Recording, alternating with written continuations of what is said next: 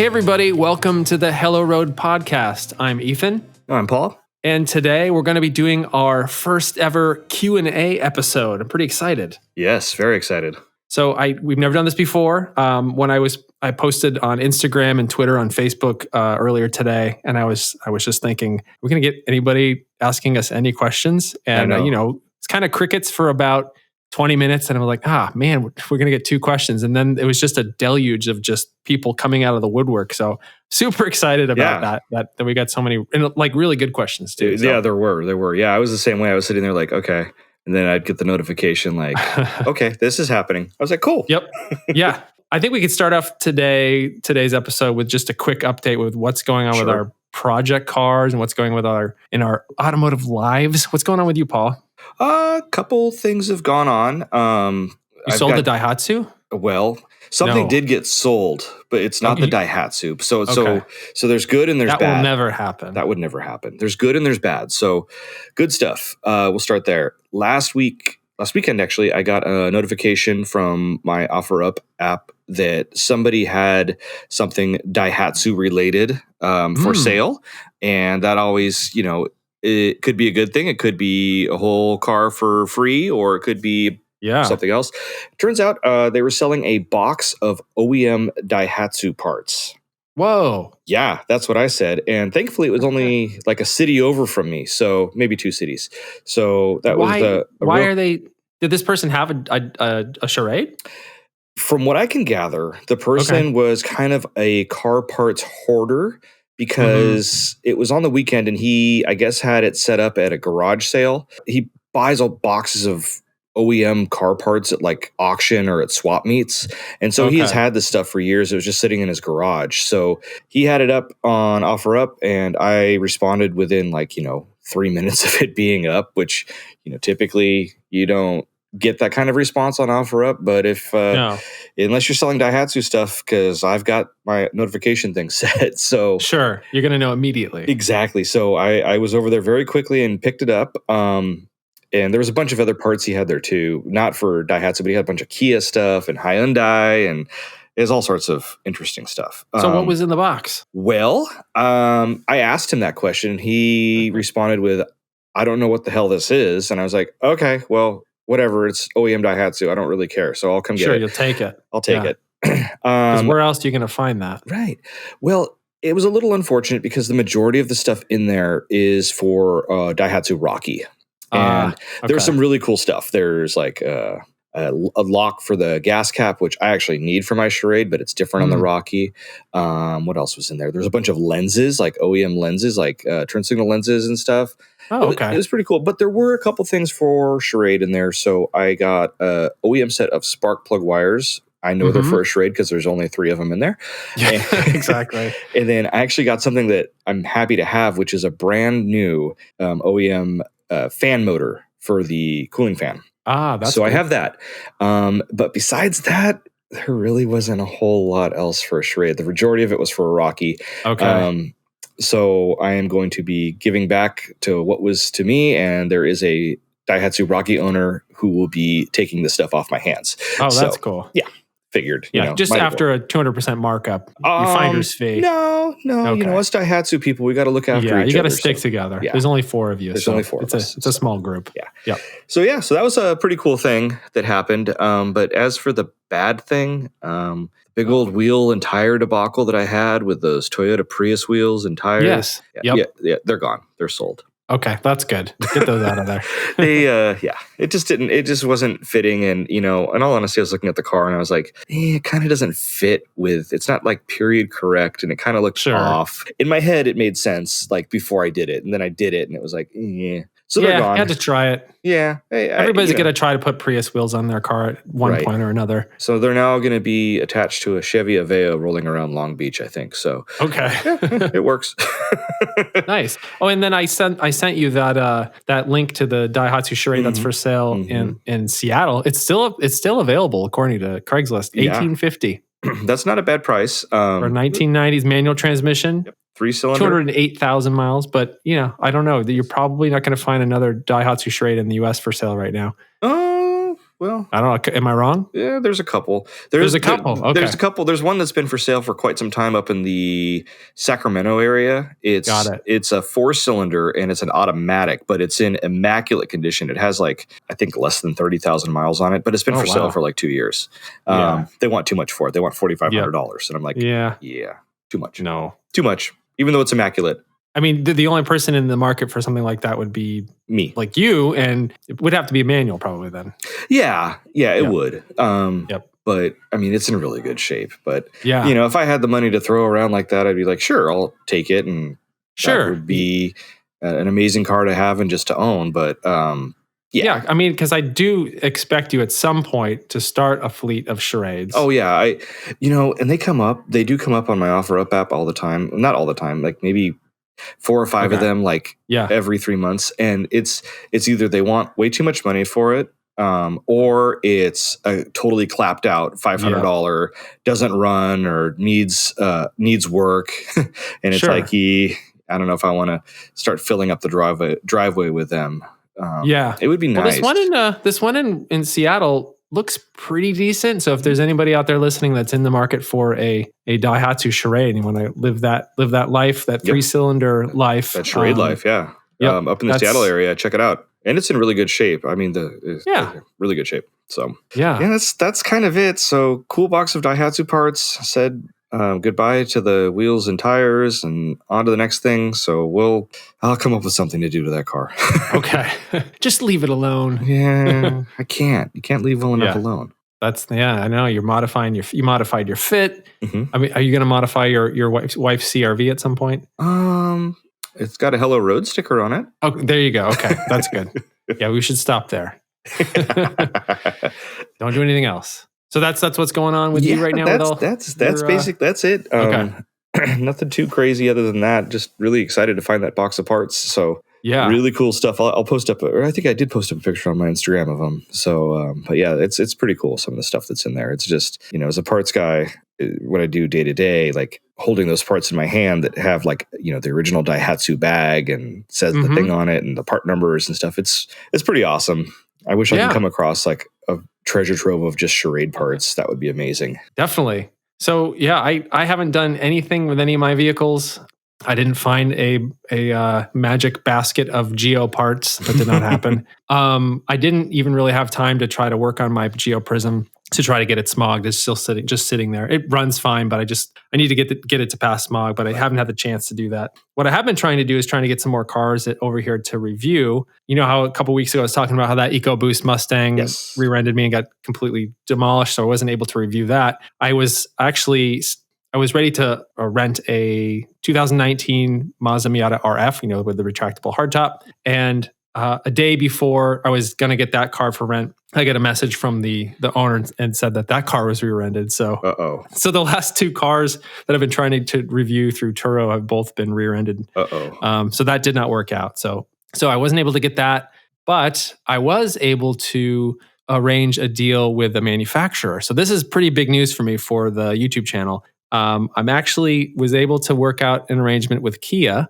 So next week, I'll be getting a 2020 Kia Telluride for a week. Whoa! So I'm super excited about. This is my first press car that I've ever gotten. So I'm super excited about being able to review this vehicle. So hopefully this is the first in the line of many vehicles that I'll be able to get through a manufacturer. So we'll hope. We'll see how well the video does. Well, that's awesome. And, and that's so cool too, because that's like straight up to probably the most expensive Kia that's sold in the United States. Maybe. I mean, I'm not too well versed in their lineup, but like, versus like, oh, it's your first time. Well, here's your Kia Rio, Sure. They're going straight to the Telluride. Okay. Well, and I specifically asked them for the Telluride. I figured, okay, well, this is a car that I know that they're trying to get a lot of press about right now. It's the biggest thing. I mean, it's getting great reviews left and right. And that's one of the reasons why I was so interested in this vehicle, just because it's been receiving such great praise. So, I asked them specifically about that and told them that I'm going to do a little small road trip with it. So we're going to go camping and, load everything in the back, see how big the third row is. It's got some cool features for the second and third rows, like heated and cooled second row seats and all that. So pretty neat. That hopefully I'll be able to film that in a couple weeks and then it'll go up on my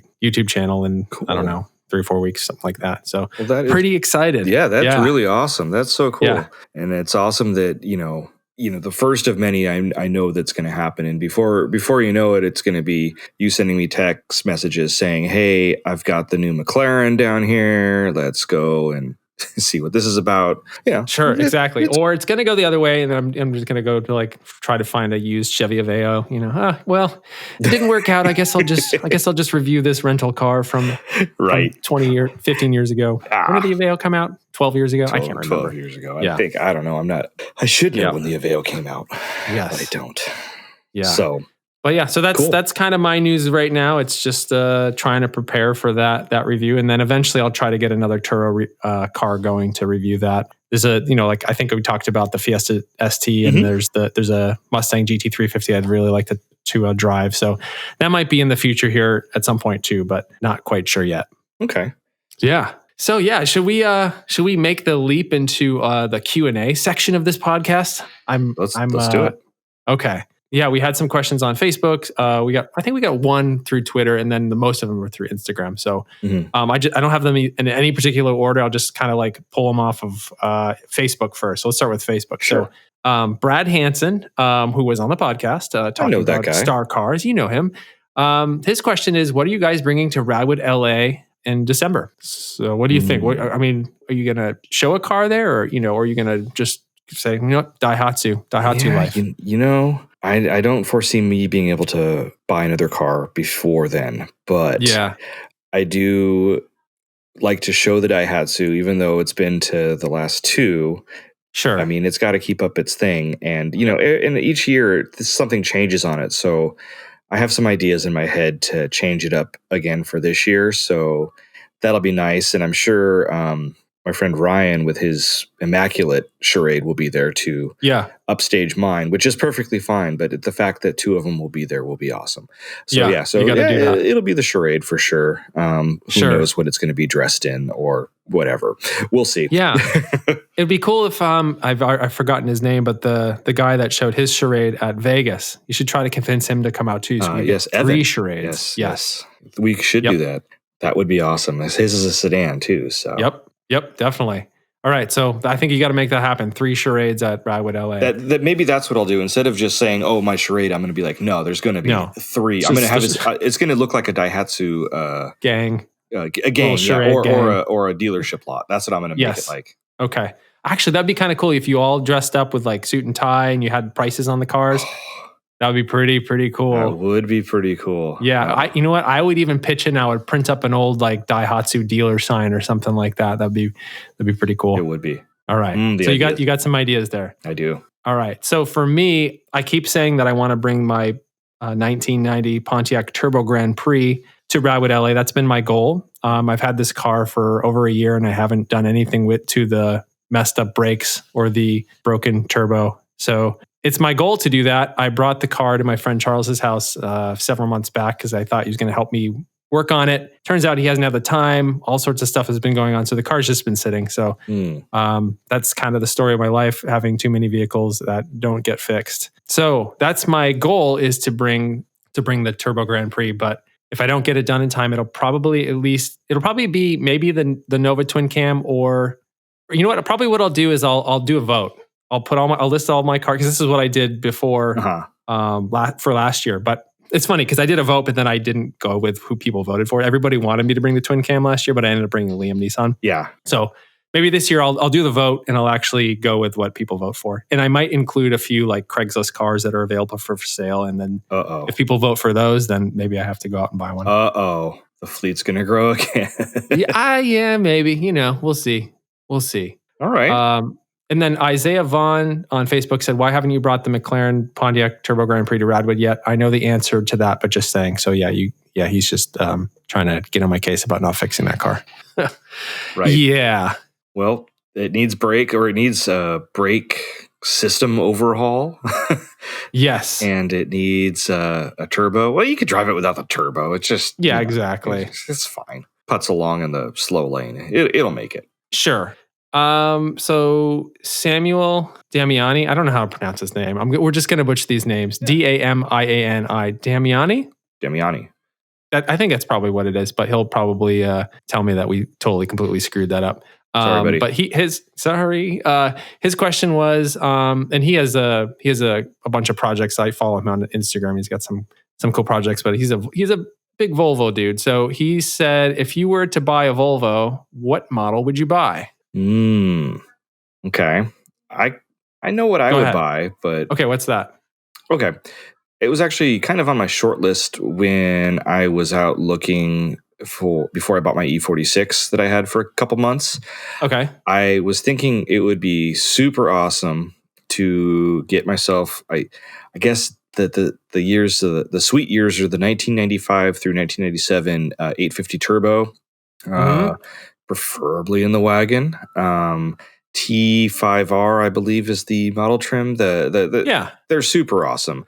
I've always liked those. It's kind of that 80s box or 90s boxy. If you followed the British touring car back then, they Volvo had two of them, I believe, that were out there on the racetrack, the station wagons, and there's just iconic pictures of these things like hopping curbs, like, kind of catching air and stuff. It's so cool. And I was like, man, that would be such an awesome car to own. And I looked for them, and there's not a lot out there that weren't totally beat to hell.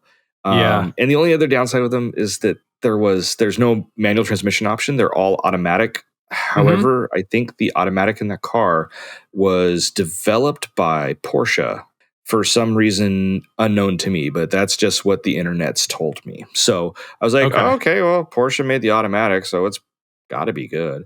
But no, those are super cool cars. Like, that's totally my Volvo I would go with, hands down. 850 turbo wagon. Yes, it has to be a wagon. Has to be a wagon. So yeah. So I couldn't choose between. There's quite a few Volvos that I'm interested in, so I couldn't choose just one. And one of them I can't get because it wasn't ever available here. So the first one on my list is the Volvo 480 Turbo. So this is a compact car. I think they originally designed it for the U.S. market, but it never made it here. So it's kind of a sporty car. It sort of reminds me of the Honda Accord Aero Deck. So it's a hatchback, front wheel drive, and I'm curious if I don't know a ton about it. I just know what it looks like, and it looks awesome. And I'm not sure if it handles very well or anything like that. I really probably need to learn a little bit more about this.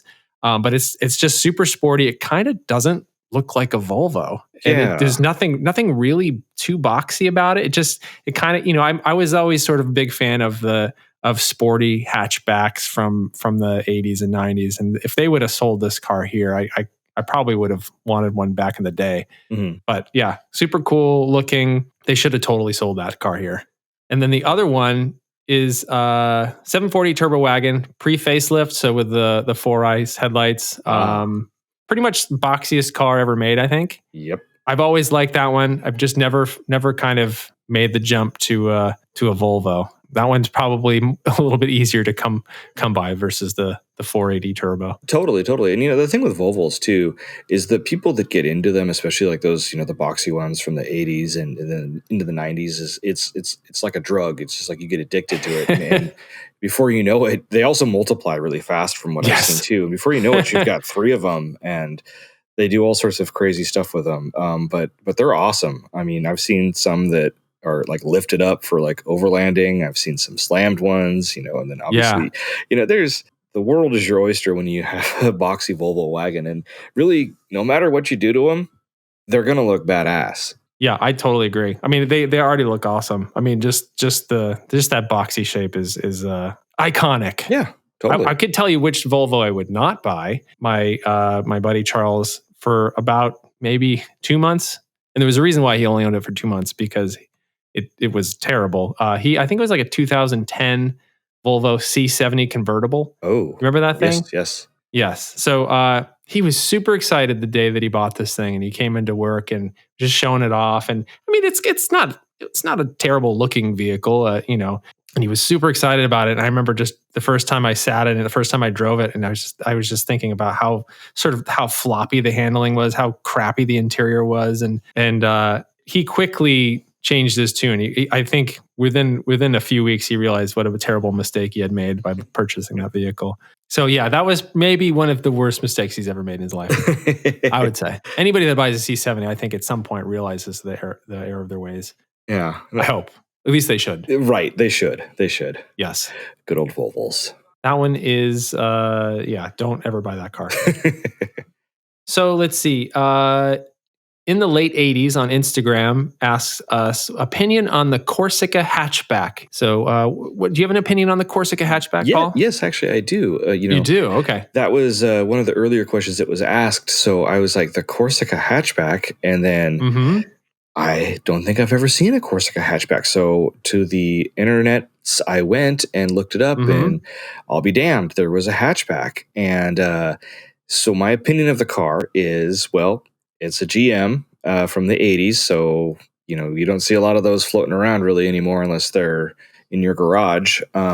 Anything that can stump me in terms of like a certain it's not really a trim level, but another like a sub model, like the Corsica hatchback that I didn't know. You say Corsica, you think of the 4-door sedan. You don't think of the thing. I mean, that's what you see. Right. So I didn't even until today. I didn't know that thing existed. So I think it's pretty badass because I didn't know it existed. So, and it looks good. It looks way better than the sedan does. That's for sure. I never liked the Corsica sedan, but the hatchback definitely fixes some of that kind of weird ass end on that thing. It does. It's really cool. So thumbs up for me on that one. Yeah. Well, and it's a shared, I'm 99% sure it's shared platform with the Beretta. Yes. And the Corsica hatchback kind of looks a little bit more like a Beretta. When I always liked the Beretta better. I'm trying to remember back in the day, I remember seeing I always felt like, insurance agents and salespeople were driving the Corsicas, and Berettas had a slightly younger audience. I always get them mixed up because there was a Beretta GTU, and then I think there was a GTZ. And then there was a Z26. I can't remember which one came first and all that, but I think I test drove a GTZ at one point. Okay. I'm a big fan of the designs of like early 90s GM. I have no idea why, but there's just like early 90s GM. I love that era. And I did back then too.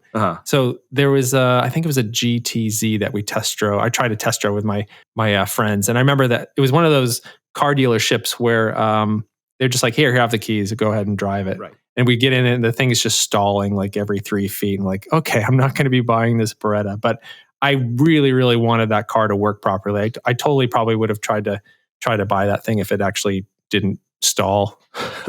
I will say that I appreciate the Corsica hatchback because it's just amazing that it actually survived, because there's probably only a couple other ones that survived. And I have to go back through in the late 80s, I need to go back through their Instagram feed, but I'm pretty sure this car was saved from the Crusher. So they're like directly involved in Corsica hatchback, the revival of that platform. Yes. So that one's super rare. Super rare, exactly. And that's exactly why I'm into it. So opinions on it.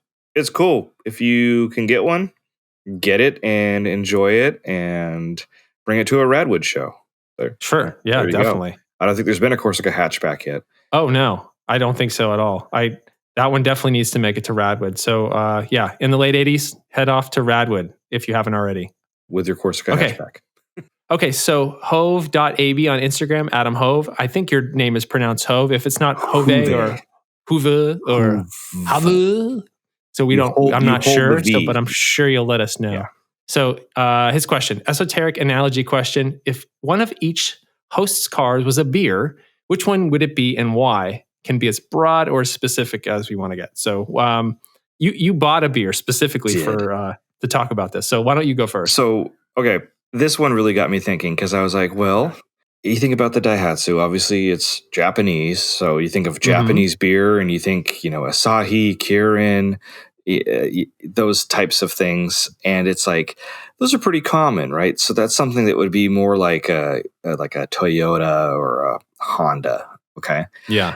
So I was like, I wonder if there's like any sort of Japanese like beer company that's been around for like ever, and nobody kind of knows about them, but they're really popular in Japan. And Of course there is.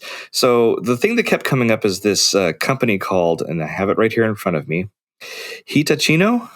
Oh, okay. And so I looked it up, and of course the Bevmo down the street from my house has it. And so I went and picked one of them up. And as I crack this thing open, not crack it open, it's a bottle, so I'm going to open it. Okay. Kind of just similarities with Daihatsu is that they have been, this is a hard bottle to open. My gosh. Live on the podcast, and it's pissing everywhere. Okay, well, your Daihatsu does do that too. So yeah, it does. Yeah, it kind of. Let's see. The foam tastes good. Okay. Good thing I have a big old napkin this is under. Anyways, it's the company actually started as a brewery in the 1800s brewing sake. Wow. So they've been around for a very, very long time. And they're popular in Japan. They're everywhere. And they're starting to come to the U.S. market and offer more of their beers over here. And so the one I got that just basically blew up is called Red Rice Ale. And it was $6.99 at Bevmo for one little 12-ounce, I guess, bottle. Oh, okay. Yeah. It's got a cute little owl on it. So, yeah, I was going to take a sip of it, but it's all foamed up right now. So I will... Tastes like Daihatsu. Tastes like Daihatsu. They've only been brewing beer since 1996, but they're pretty popular. They have lots of different varieties over there.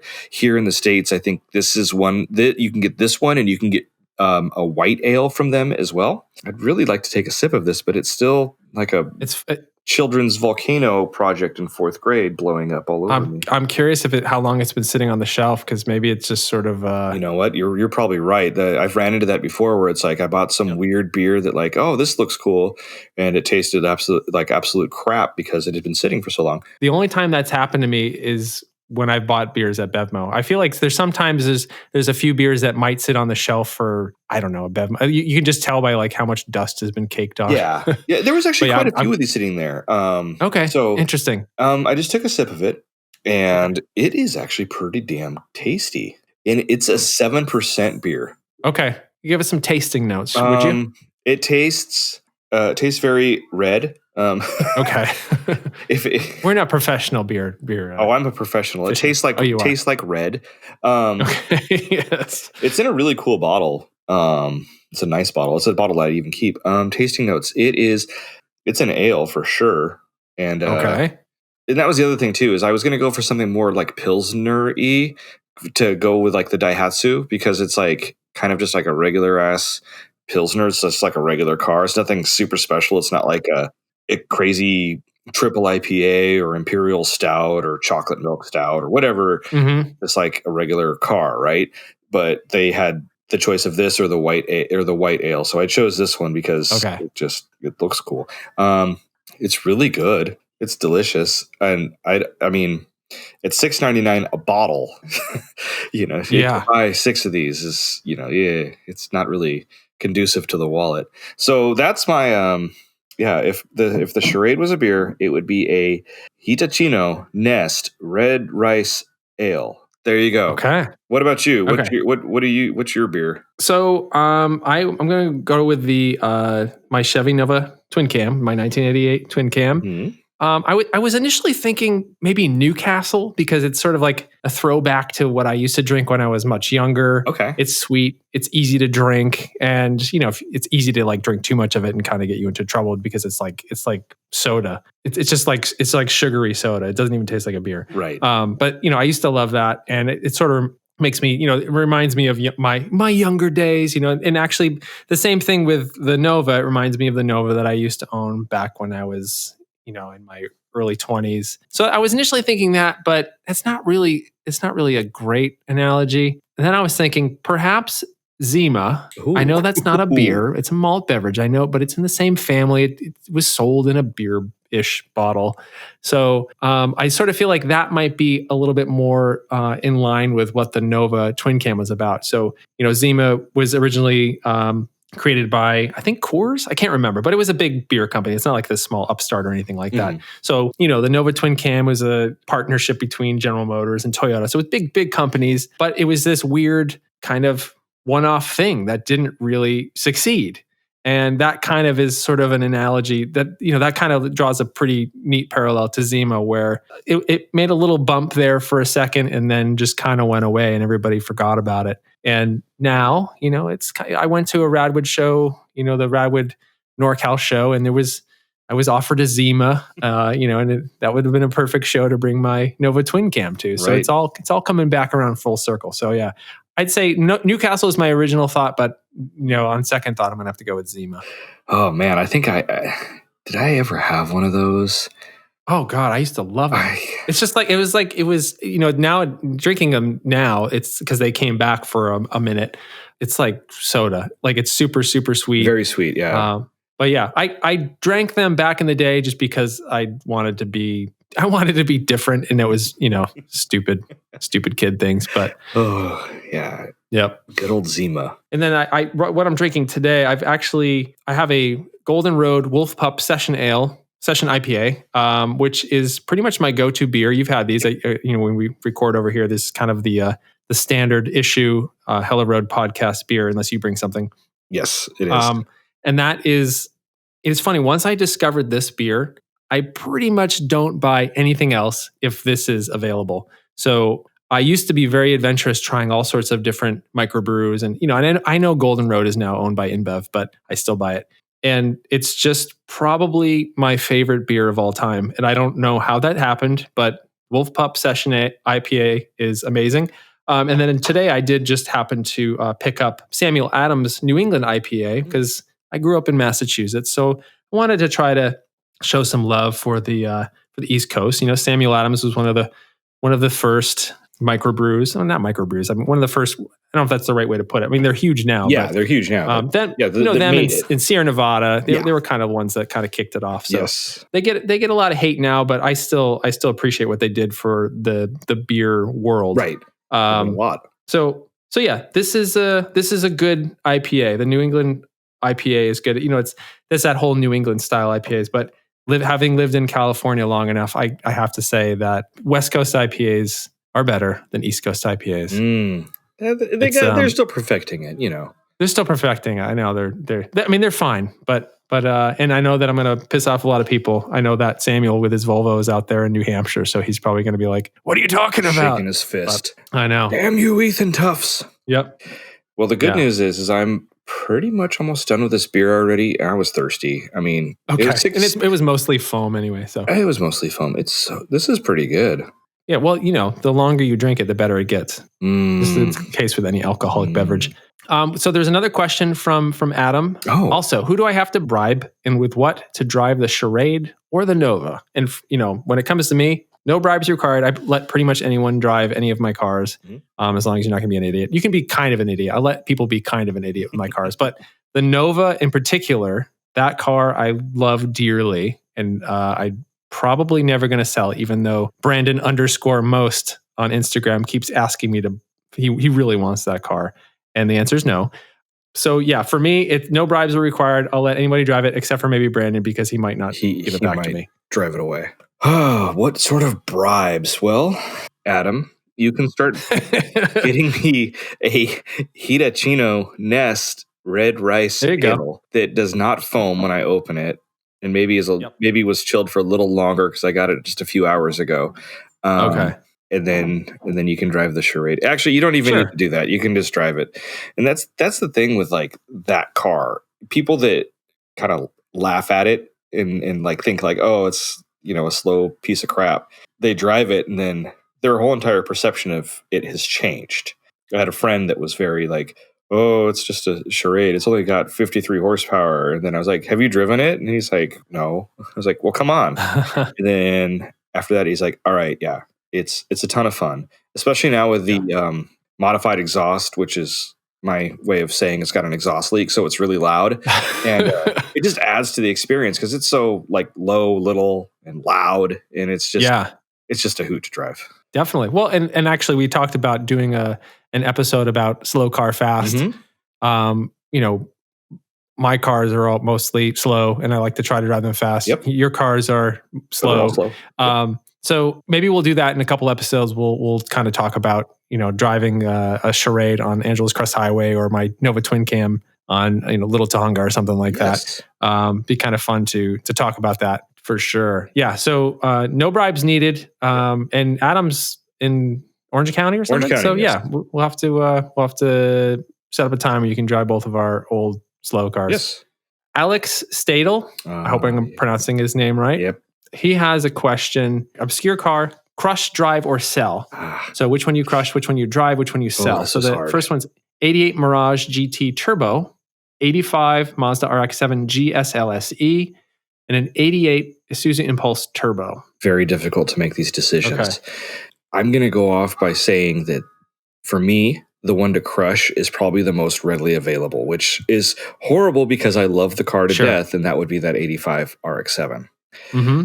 I love that car. I've always loved first generation RX-7s. It's the only RX-7 I would own because you still get the rotary, obviously, but they're a lot more mechanically simpler, I guess. And, and they just look so cool. They look so cool.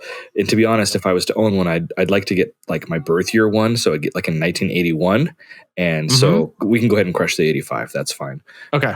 All right. That one's gone. That one's out of here. From there, the Mirage Turbo is awesome.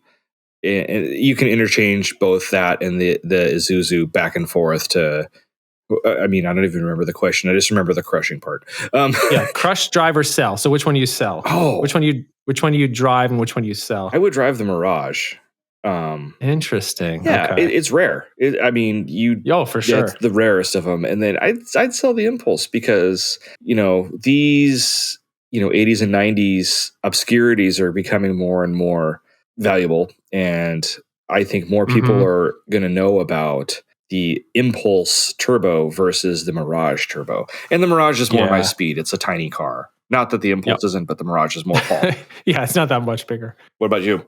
Okay, so I initially had the same thought about the car to crush would be the RX-7, which pains me because Mazda is one of my favorite auto manufacturers. I remember seeing an RX-7 for sale in somebody's front yard back when I was like 16 or something, and we just drooled over it. Like we were all over it. I think it was a GSLSE. However, like you said, it's probably the most easy to come by.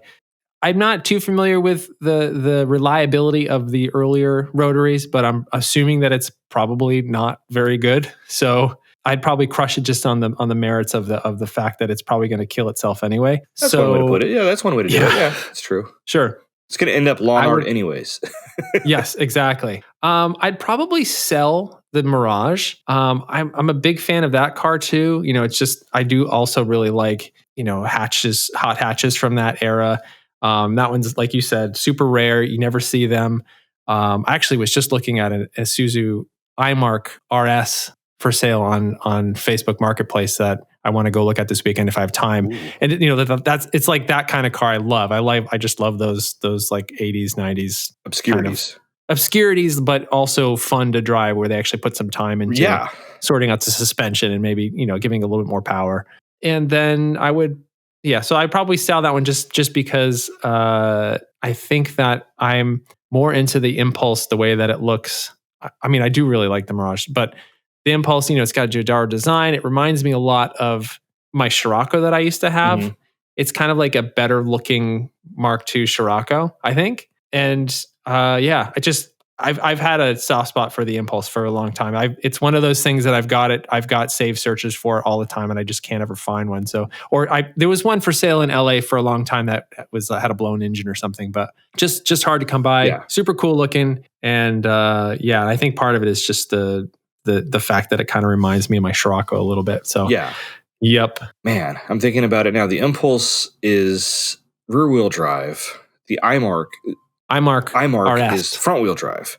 Correct. And I'm pretty sure the iMark RS was also sold as the Spectrum. No, I'm wrong. Am I wrong? I have to look this up. I should know this.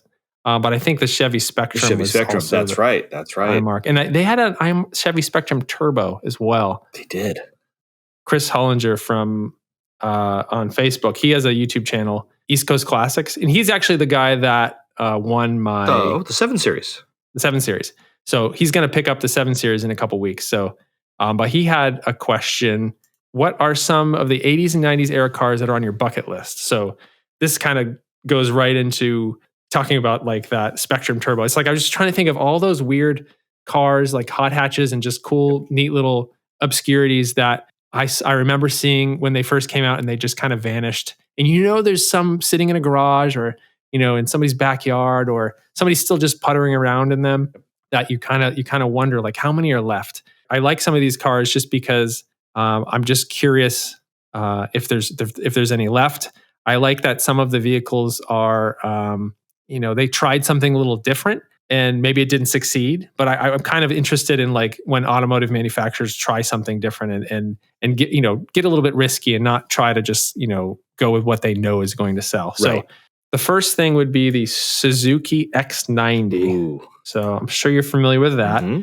It's that weird little 2-door 4-wheel drive. It's like a SUV coupe or something. I don't even know what you call it. It was the replacement for the Samurai. That's what it was meant to be, but it didn't really take off from what. So that one, yeah, and I have too many to like go into like the details on each, Sure. But I can just list a few of them off. So Geostorm GSI, which was also based on an Isuzu. Mm-hmm. So kind of a cool little hot hatch. Chevy Spectrum Turbo, and then the iMark RS, which I talked about. I'm always interested in trying to find a Subaru XT or a Subaru XT6. Then there's the 2-door RAV4. Ooh. Those are pretty cool. Mazda MX-6 Turbo is another one that I'm interested in. Taurus SHO. And then if you want to get into like expensive stuff, I really like the Lotus Esprit Turbo. And I have a soft... I don't generally like cars that are more than like $5,000, but I just really like the Ferrari 348. I know that it doesn't sound as good as the 355 or whatever. Everybody says that, but in the sense of what Ferraris are going for, that's kind of a bargain right now. That along with the what's the other one that's kind of cheap right now? Mondial, yeah, that one. But the 348, there's I don't even know why I'm following it, but on Facebook Marketplace there's this black 348 with super chromed out wheels. It looks super period correct, and it's $53,000. And I think on Bring a Trailer, there was a cocaine white one that sold for like $48,000. Yeah. That's a pretty smoking deal, I think, on a 348. It's funny you should bring that car up, because that's actually of all the Ferraris that are out there, and I'm not a huge Ferrari guy. Yeah, me either. But the 348 is my favorite too.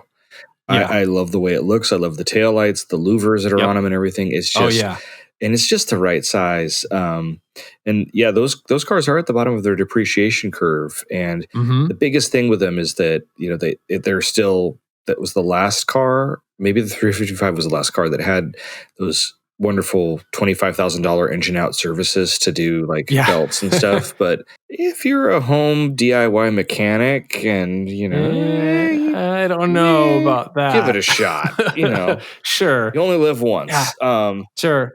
I mean, that's the thing is like, if I sold all of my cars, I could probably afford one of these. I could probably afford a 348, but then I wouldn't be able to drive it. Yeah. I would just have to just sit there and look at it. Yeah. I think they're gorgeous. I love that car. Yeah. That is my favorite. Really nice. And I prefer them in anything but red. Like the white one was beautiful. This black one is beautiful. Yeah. Can't be red. Yeah. I'm sure that probably hurts the resale value, because everybody, when they think Ferrari, they want it to be red. Right. I guess they call it resale red or whatever. Resale red. Exactly. Yeah. So that one, that's my list. Your list. Do you have a chance to think about this one? I did. Okay. One of the cars I've always wanted to own has been a like 80, 81, 82, 83. The only years they had them here, Toyota Starlet. I've always loved that car. They're actually getting up there in terms of price, because the AE86 market has kind of been fully exploited, and so everybody's turning to the other rear-wheel drive Toyota of the era, or kind of the era, and so yeah, the Starlet is definitely on my list as an older car. Other than that, the stuff that really piques my interest is just like, the things that are typical Paul stuff, like Suzuki Swift GTI. GT, or is it a GTI or GT? I think it's a GT. Okay. And I love that car. That car is so awesome. And there's one that I see every time I go to my wife's grandmother's house. She lives in Mm-hmm. Torrance. It's parked at a gas station by her house. I think it hasn't moved in like 20 years. One of these Oh days I'm man, going to go there and be like, hey, do you want me to take this off your hands? But sure. it's a GT. It's got the side skirts and the rear bumper that are different, and those were pretty awesome cars for the day. They're very similar to what the Charade GTTI, which is the Yeah. turbo Charade that we didn't get here, in terms of little tiny. Actually, I think the Suzuki's a 4-cylinder, but it makes 100 horsepower and weighs as much as a Nothing. paperclip. So Yes. you can do the math on that one. So that's definitely on my little list of obscurities. Other Sure. stuff from the era. I'm a fan of the Yugo. Okay. Well, we do have a question about We the do. Yugo. Maybe we should move on I to know that we one do. afterwards. Yeah. So I'll just leave it there. I'm a fan of the Yugo. Okay. Other stuff that would be, you kind of see where I'm going with all these things. Chevy Sprint Turbo, Sure. definitely on the list. Anything that's a small little hatchback. To be honest, if I can get my hands on a Pontiac Firefly, which was really a Chevy Sprint Turbo, Oh yeah. but they were Yep. they were for Canada only. I mean, Canada. God, they look Yep. so cool. I'm like, that would be awesome. And that was based another one, like the Pontiac Le Mans. I mean, the Daewoo. the Daewoo. It's so cool looking. Yeah. Well, and they made wait, didn't they have a race spec version of didn't they race some of these? I think maybe I'm thinking of something else. Yeah, I'm not 100% sure, but I just remember seeing those things. You don't see them anymore driving around the Pontiac Le Mans, and it's just like, why did you? I mean, it's, they reuse the nameplate from previous, Sure. but it's and just that pissed all of the old school people off because, the Le Mans used to be a pretty fantastic looking vehicle. Right, just like the Nova. I mean, it sucked in the 70s. And actually, the late 70s versions of it were kind of ugly. So, yeah, they screwed with it before the late 80s. But, and then actually there was an Opel Kadett. Okay. Yeah, so I feel like there was a Kadett, like a hopped up version of the Kadett GSI. So yeah, Opel Kadett GSI 16 valve. So that we maybe after we're done with this podcast, look up the Kadett GSI. That was the one I'm thinking of. Okay. And I feel like they might have raced these in some European race series, but I'm not too familiar. Somebody will chime in and let me know. Yeah. Let's see. Let's do one more question, I think, and then okay. Yeah, then we I think probably what we're gonna have to do is split this up into 2 episodes. Yes. So because we got so many questions, so we'll do this one, and then in a few days we'll release another episode with the rest of the questions that we got. So there was one that kind of goes along with this whole thing. So best Mac wears on Instagram, best reasonably priced Japanese nostalgic car. So my thought was Datsun B210, and best, put that in quotes. Yeah, it's not the best reasonably priced. I mean, it's reasonably priced, but I think it's one of those cars that give it another 5 to 10 years, and I think people are really going to start to appreciate this thing because there's only going to be like a handful of these things left. Sure. Most of them rusted to pieces if they weren't in California or the South. And they're just a cool looking vehicle, I think. Especially, I really like the look of the hatchback. It's just a cool, unique vehicle that I think it's going to kind of come around in a few years. So, also, I'm sort of biased. I own one, and I just loved it. So, what do you think? Well, reasonably priced, where there's still something that was made kind of in abundant format that now there's not necessarily just a handful left, but it would be very similar to the Corolla. Like, I was toying between like the one from the Las Vegas Redwood show that was hanging out with the Charade. Yeah.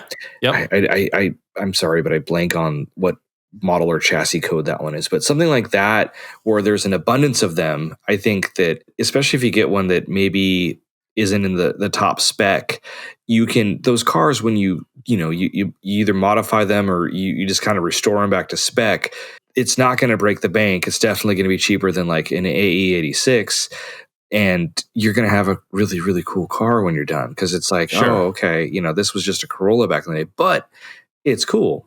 Yeah. So that was an E70, which was from 1979 to 1987. But the 5th generation, the E80, which is basically what my Nova is based on, that I think that's the generation that is way, way, way at the bottom right now because Okay. nobody Yeah. cares about that car. I feel like the one right before that people are starting to get into the E70, but E80 is still nobody gives a crap about it. So I would say that's probably Okay. like that would be my choice of especially obviously you get the 86, which is super expensive, but the sedans, I regularly see those for $800. Right. You know, It's still a so very cheap car that, yep, was somebody's commuter for, since new or whatever, but put some time and a little bit of money into the thing and kind of make it yours. And all of a sudden it's really bitching. yeah, I could see somebody taking the fifth generation, like just a 4-door Corolla, and putting some nice wheels on it, and maybe even throwing a 4AG in it or something. Putting some sports suspension from an FX16 on that, and that could be kind of a neat little modified sleeper. Yeah, totally. Basically, just turn your Corolla into a Nova twin cam is what I'm trying to say. There you go. Yeah. Yeah, I like those pedestrian Corollas, like almost through any of the generations, like even like the ones from like the early 90s. Like, yeah, you do them up right and they look good. There was one that was at the Toyota Fest a couple months back that was just done up perfect in terms of the way they had the suspension done to it and the wheels, and it was just it made me so happy to see that somebody had put, it was actually a ton of money into the car because it was all like really nice. I think it was Ray's wheels on it, and I think it had some kind of expensive Cusco coilovers or something. I don't remember the exact specs, but it was like, you took this crap box or commuter and you made it into this really nice looking car, and that's all it needed. It needed and it looks amazing. So that's kind of the thing. Not really nostalgic car level where they go back to like obviously into the 60s and a lot into the 70s and 80s, but when you get into the 90s they kind of like, hey, it's not really a nostalgic car. It is, but it's not.